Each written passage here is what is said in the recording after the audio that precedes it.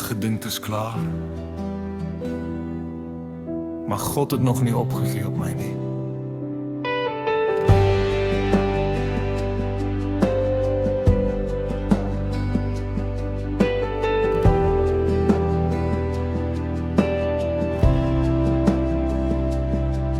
Elke borrel was 'n plek om weg te kry.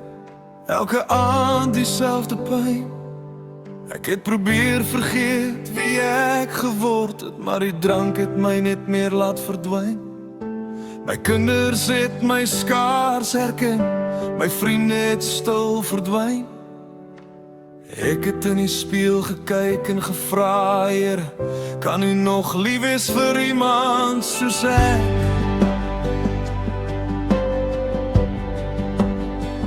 Toe stuur God iemand onverweks, met liefde in haar oë.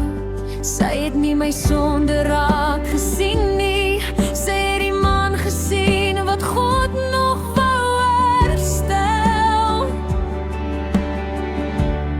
Sy het gesê, jy hoef nie alleen te baklei nie.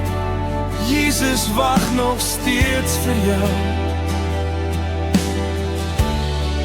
Toe vat sy my hand en wys my na die kruis, waar genade groter is as al my skuld.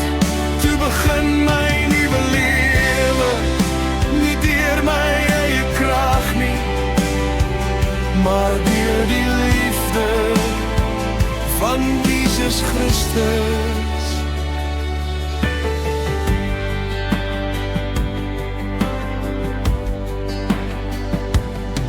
Sy het saam met my gebid, toe ek nie eers kon praat nie. Sy het saam met my gehuil, toe ek my verlede moes los. Elke dag was nog 'n stryd, maar ek het nie meer alleen gestaan nie. God het my stadig heel gemaak, intree, een dag op 'n slag.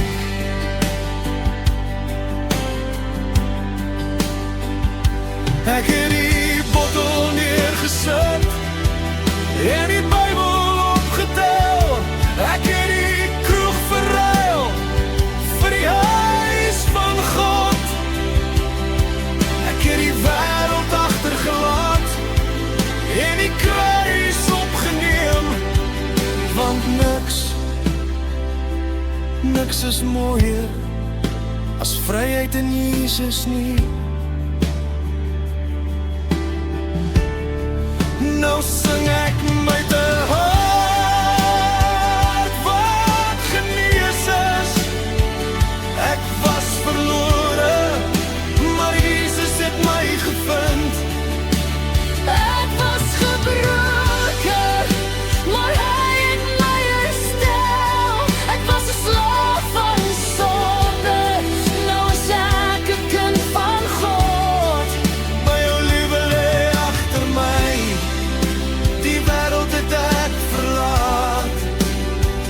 My Here, my verlosser,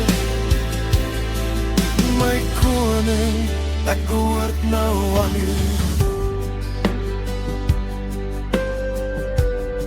As jy vandag nog vasgevang is, moenie moed opgee nie, want God stuur soms iemand net om jou hand te vat en jou huis toe te bring. Jesus verander nog steeds lewens.